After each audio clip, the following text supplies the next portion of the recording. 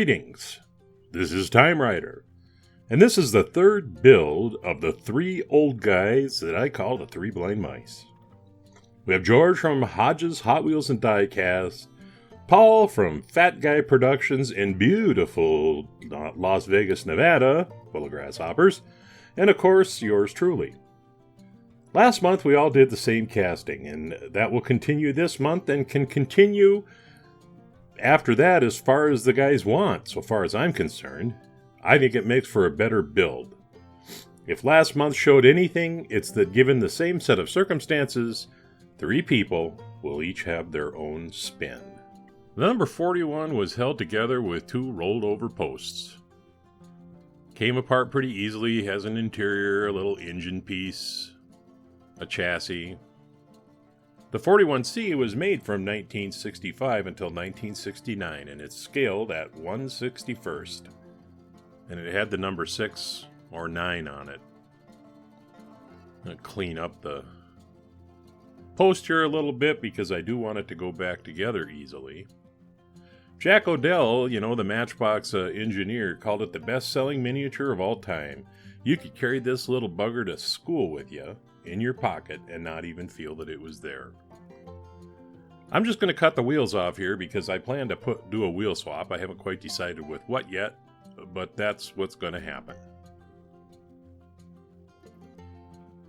And we'll drill out these posts so we can tap them.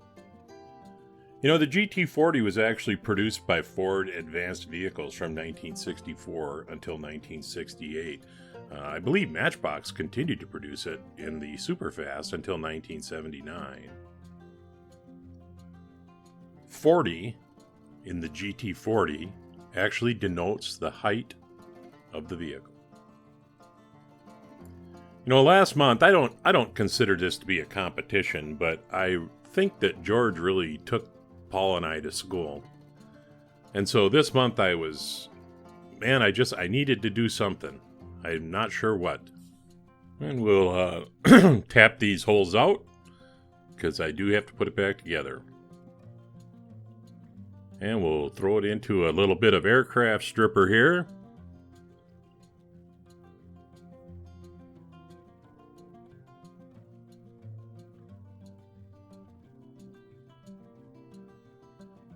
Give it a little shake for luck. And then ask myself the big question. What would George do? George has done a lot of things, and usually they involve, some kind of paint that I'm completely unfamiliar with. But I studied on it. And I remember a while back, George did a project that he called Should Have Been a Red Line. And I thought, maybe this should have been a red line. But as you know, most of those old red line Hot Wheels didn't have the kind of detail that a Matchbox does. So I needed to start filing to get rid of all of these detail lines that Lesney cast into the model. So I did a lot of filing. A whole lot of filing, because this particular casting had a ton of details.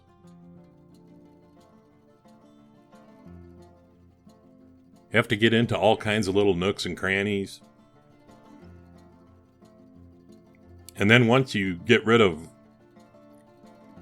pretty much all the casting lines, then you have to sand. And sand. I started with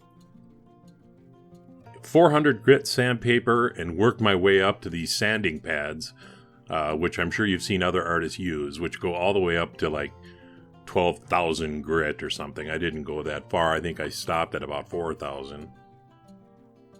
But if you do a good enough job, this is where you wind up.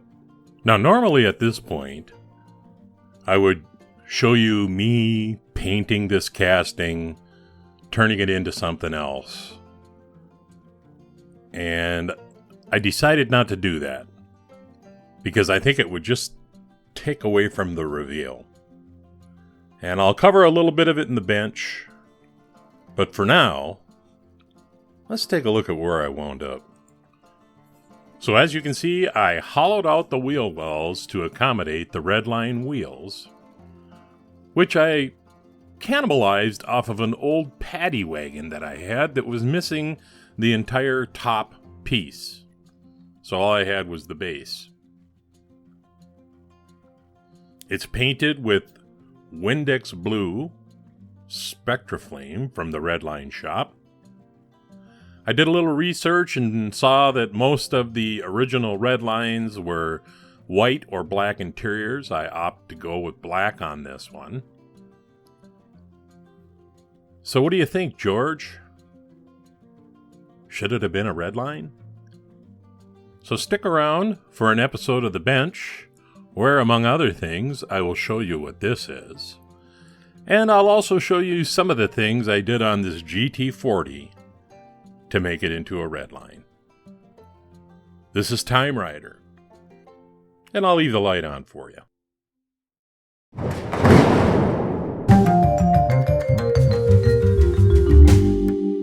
So, taking a page out of the book of those who know how to shoot Spectra Flame, I mixed my Windex Blue with some clear, about a 50-50 mix, and began laying on coats of paint. I don't remember how many coats it took, but this was my last wet coat, and I kind of got it to the color that I liked. And it's beautiful paint. It really is. Now, like I told you, the wheels I got off of a paddy wagon and just snipped the axles in half. So all I did here was glue down an axle tube of 1/16" OD tubing. And then I ground a couple of holes in it, as I've seen many people do, to drop the super glue in. That way I can make sure that the wheels continue to roll. The wheel centers, I just took my chrome pen and dispersed some ink or whatever you want to call it onto a piece of tape, and I painted by hand the centers of the Redline wheels. So now let's talk about this thing. When I started the whole Redline project, let's face it, I was doing irreversible damage to that thing. So if it didn't work out, I didn't want to be left with nothing. So I actually made 2 of these cars. And if I needed to, I could have made a third. The second one I made, though, was a little more pedestrian and kind of a little more up my alley. And here's kind of a little bit about what it is that I did. So I used some milliput because I wanted to widen this thing out a little bit through the hips, because I just doing a restoration wasn't enough. I felt I needed to do something more. So I hollowed out the wheel wells a little bit because I knew I was going to be doing a wheel swap, and then just made a rough form with my fingers, and then let the milliput harden for actually several days. And it does get really hard. And then using glazing putty and sandpaper, I continue to shape these wheel wells. I didn't want to go hugely wider, just a little bit.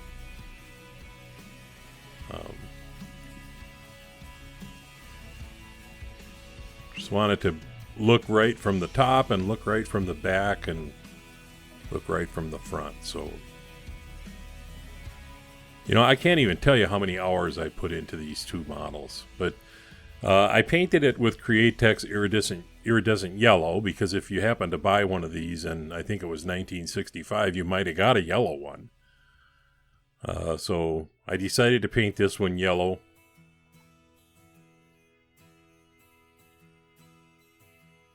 This is the first time I've used the iridescent paints from Createx. I've used the pearls. I really like those. This is a new one for me. And then, of course, I was going to make a racer out of it, so I wanted some decals, and I've had these Ford decals sitting around forever. and figured this was as good a place as any to use them. I just wish that they were just a couple millimeters longer, so I could have gone from wheel well to wheel well, but it's not bad.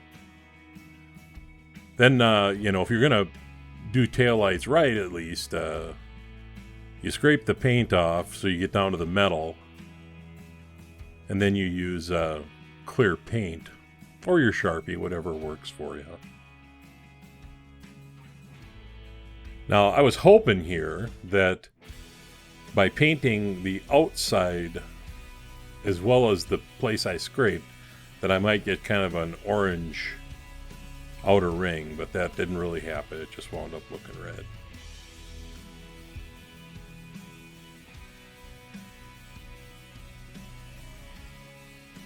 So then we get back to this. Here it is in its finished form.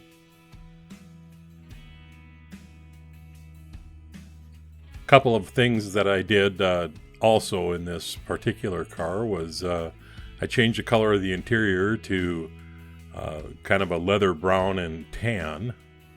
I added British Petroleum on the hood, and then I detailed the engine a little bit. It has red valve covers, white headers, everything else pretty much painted flat black. I put a shifter in it. Hodges is going to hate the black wheels, but George, fear not, they're M2 wheels. I can change them anytime I want. So anyway, enough about that. So then, last but not least, I got this 20E Roll-O-Matic Range Rover that I've actually had for a while. One of my subscribers sent me a bunch of castings along with a couple of these and said, hey, can you restore one of these? And so that's one of the things I'm working on. And I had sent a black square for decals, and I wrecked them. So I sent away, this time I ordered 2 sets. Hopefully they'll arrive soon and I can finish this project and do a video and get it back to Dan. And that's pretty much all I have for you. So I hope everybody has a nice weekend. And this is TimeRider. Subscribe if you like. Thumb up, thumb down, whatever you feel. Please keep all your comments respectful, and I'll see you next time.